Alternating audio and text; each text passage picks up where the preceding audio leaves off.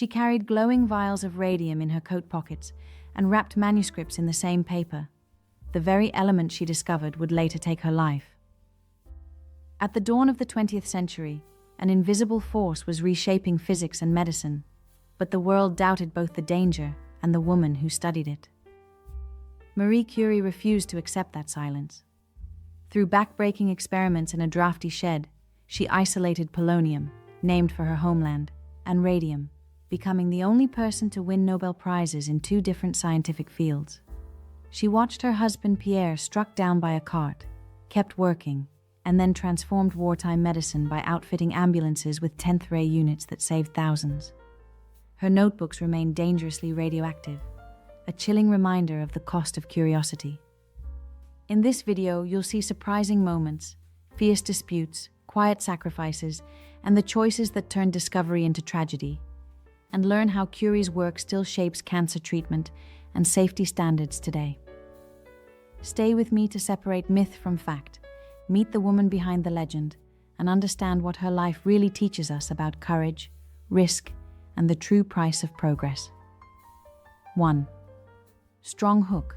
Shocking fact or question about her sacrifice. She carried glass vials of radium in her pockets and kept a glowing sample in a desk drawer. The very substance she isolated to help humankind was the slow agent of her decline.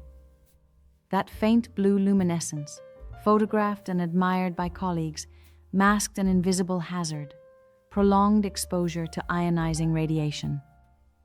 She and her husband separated tiny quantities of radium and polonium from tons of pitchblende, concentrating slivers of the elements until their properties could be studied, an arduous process that demanded close, repeated handling of radioactive material with no effective shielding. The discovery unlocked new physics and practical medical tools, but it also brought a price few of her contemporaries truly understood. Faced with the problem of unknown risks, she turned her work outward toward relieving human suffering. She pioneered the medical application of radiation, organizing mobile radiography units to bring 10th ray imaging to wounded soldiers and training operators to use them safely.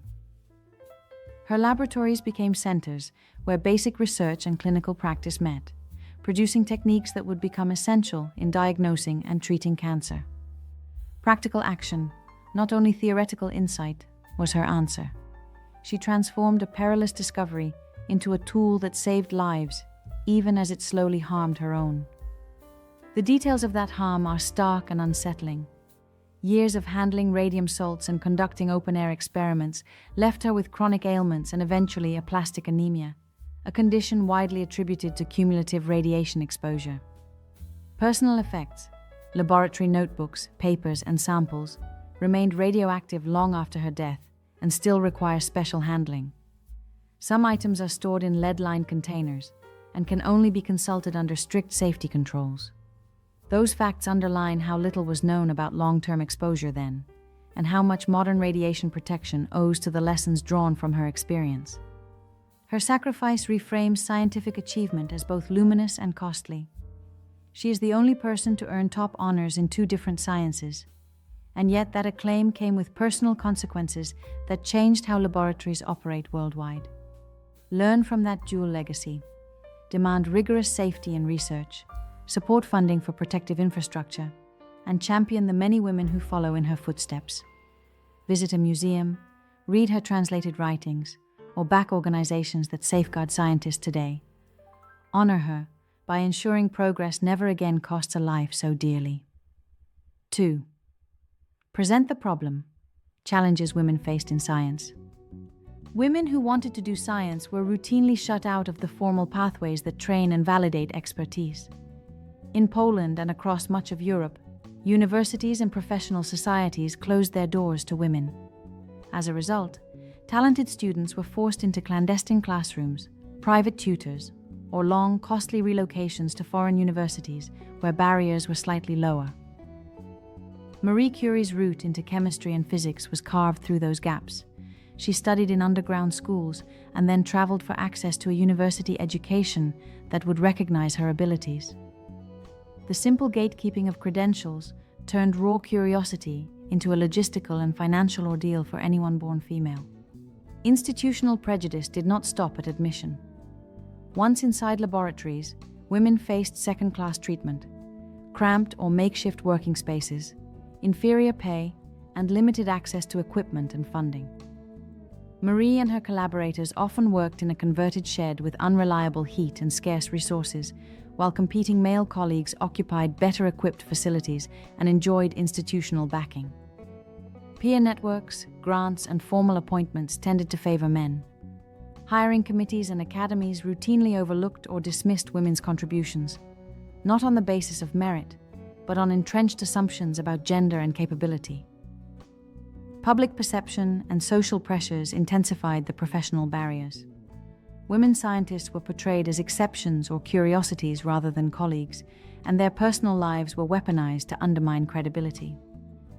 When Marie's private life became tabloid fodder during a scandal, the backlash was not just personal humiliation, it was used as an argument against her professional recognition. Motherhood and domestic expectations created another invisible workload.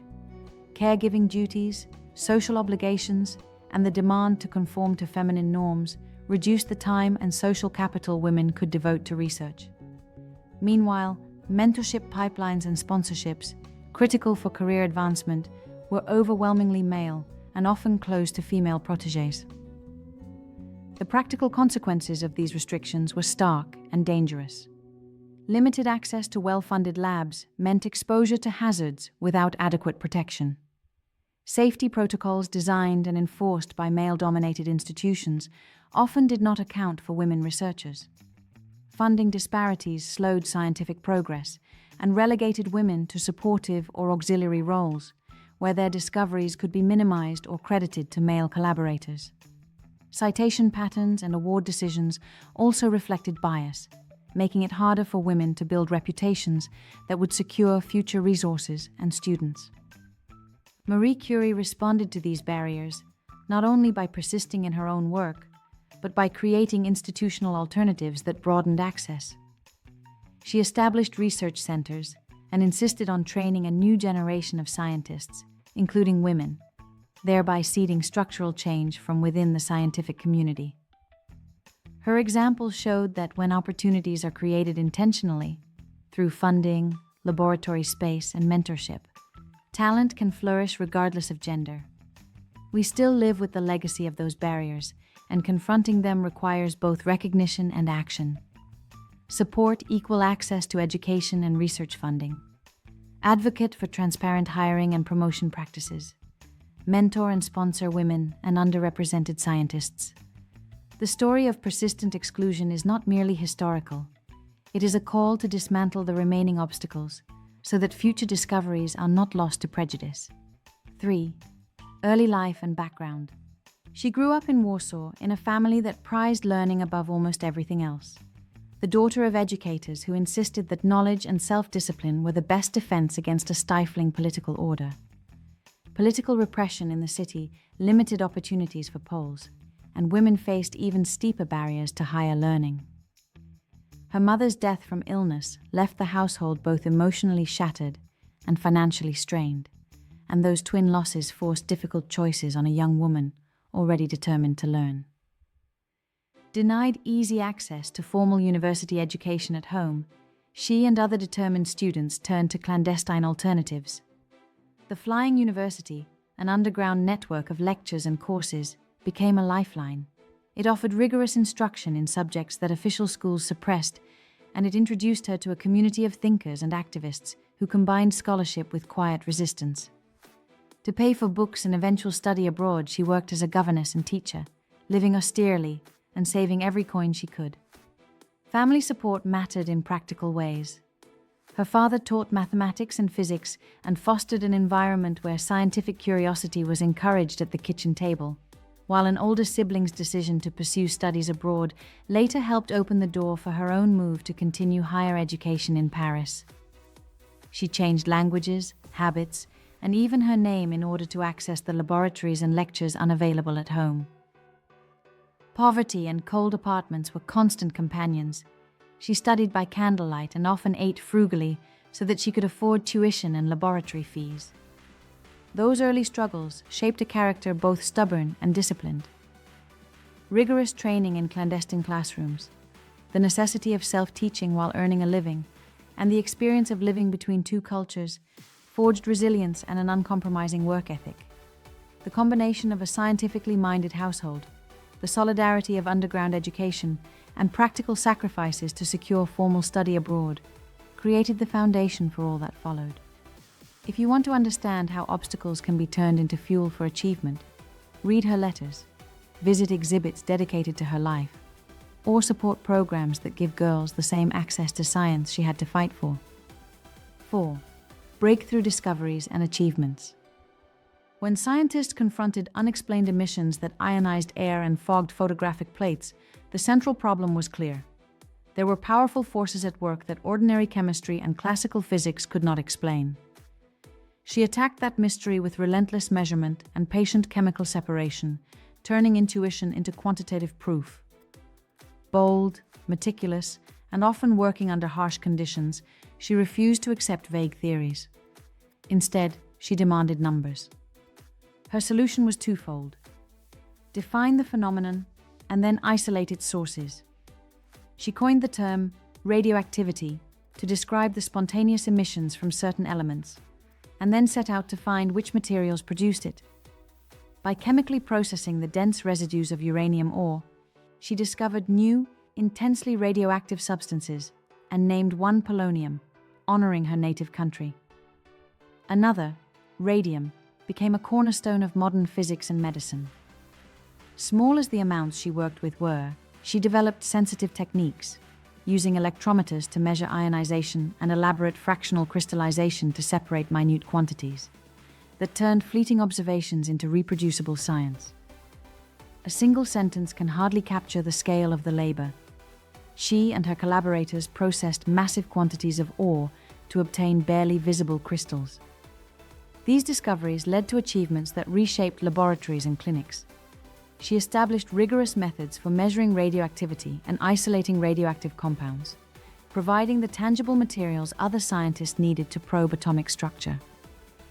Her work enabled the development of radiotherapy, supplying clinicians with a tool to target tumors in ways never before possible. She founded research institutions that trained a generation of physicists and chemists, and her influence extended through protégés, including her own daughter, who carried the work forward. Even her notebooks, kept under lead, remain a physical testimony to the intensity of her research and the lingering power of the elements she studied. Integrating those breakthroughs into the wider scientific and social world produced lasting change. The discovery that radioactivity was an atomic property helped dismantle the old view of the atom as indivisible, opening the path to nuclear physics and chemistry. Practical applications followed quickly: medical imaging and cancer treatments, new analytical techniques, and a deeper understanding of matter itself. Equally important were the lessons in scientific rigor and ethics.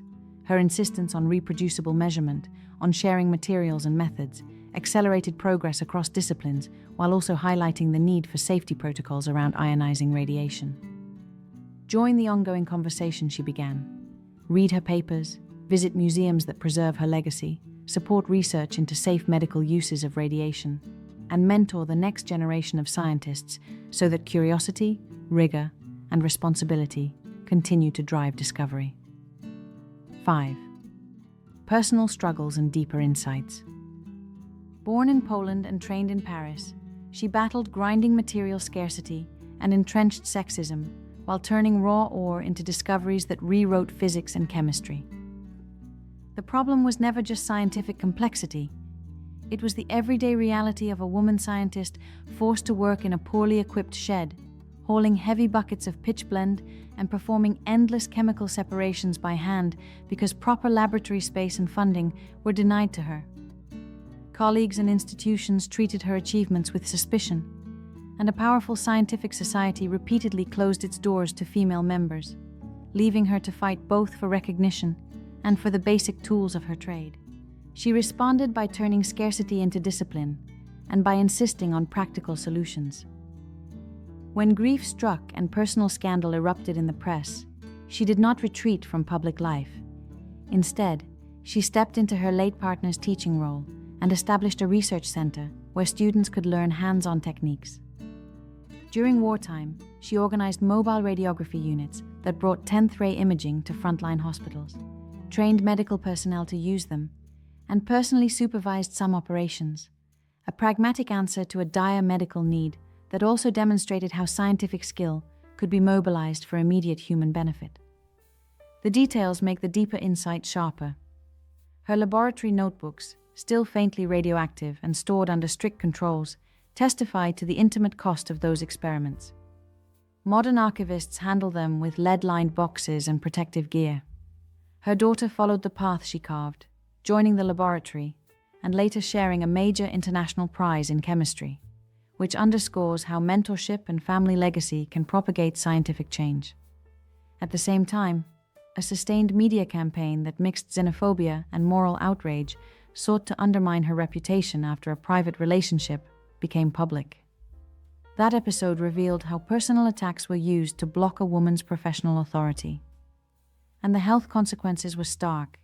Years of handling radioactive materials without knowing the risks led to a fatal illness linked to radiation exposure, a tragic outcome that forced later generations to codify the safety standards she never had. Integrating these threads yields a nuanced picture. Her personal struggles were not mere biography, but catalysts that shaped institutional practices, safety protocols, and the slow opening of science to women. The makeshift bench she once used became the seed for an institute that trained researchers and physicians. The contamination of her papers created a visceral reminder that scientific progress can carry hidden costs. And the way she confronted sexism by producing undeniable results offers a model for combining technical excellence with stubborn perseverance. Learn from the sacrifices embedded in her life. Support rigorous safety in labs, back mentorship programs for underrepresented scientists, and preserve the stories behind the breakthroughs. If her story moves you, take one practical step. Seek out or support a local scholarship, museum exhibit, or educational program that promotes women in science and proper laboratory safety, so that future generations can advance knowledge without paying the same price. 6. Legacy plus call to action. Subscribe, like, comment. Her discoveries reshaped how we diagnose and treat disease, and the tools she developed became the backbone of modern radiotherapy and nuclear medicine. She won 2 Nobel Prizes in different scientific fields, coined the term that described a whole new phenomenon, and isolated 2 elements that bear witness to her stubborn precision. Her personal notebooks remain too radioactive to handle without protection, and are preserved as both scientific treasure and cautionary tale, a stark reminder of the risks that accompanied her breakthroughs. Yet the broader legacy is practical, alive, and working today. Research centers that trace their lineage to her laboratories continue to treat patients and push boundaries. Teaching hospitals and specialized institutes bear her name and uphold rigorous safety standards born from hard-learned lessons. Funding schemes and fellowships inspired by her example support researchers across borders, and countless clinical protocols in oncology rely on principles that grew out of her work. At the same time, a cultural shift toward recognizing women in science owes much to the path she cut through entrenched barriers. You can put that legacy into practice in concrete ways. Support local science institutions, volunteer for STEM outreach, or mentor a young researcher. Tangible actions that expand access and keep rigorous inquiry thriving. Advocate for robust research funding and for lab safety training in schools and workplaces. These measures honor both the hope and the hazard inherent in discovery. Visit museums and archives, attend public talks at research centers named after her, or donate to reputable cancer research and treatment foundations to ensure the work she began continues to save lives.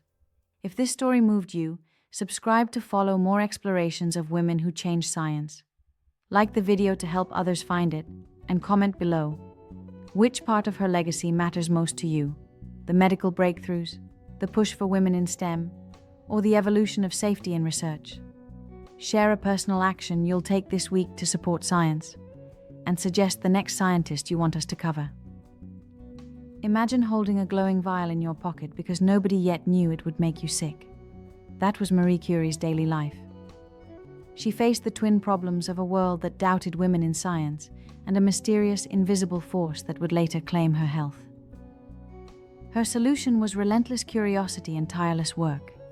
She isolated polonium and radium, coined the term radioactivity, built laboratories with meager funds, and turned discoveries into life-saving tools like mobile 10th ray units during World War I. Key points: she discovered polonium and radium. She named and quantified radioactivity. She won 2 Nobel Prizes in 2 different sciences. She brought 10th rays to battlefields, and her long exposure to radiation led to the illness that took her life. Her notebooks and some personal items remain dangerously radioactive even today. She also mentored a generation of scientists, including her daughter Irene, extending her impact far beyond her lifetime.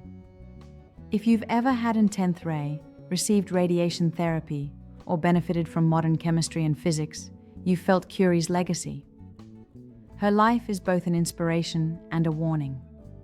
Scientific progress can save lives, but it demands responsibility and safety. If this moved you, like the video, subscribe, and share your thoughts below. Which fact surprised you most? Next, we'll dive into the women Curie mentored and how her work sparked modern medicine and safety standards. Thank you for watching. Let's keep honoring courage in science together.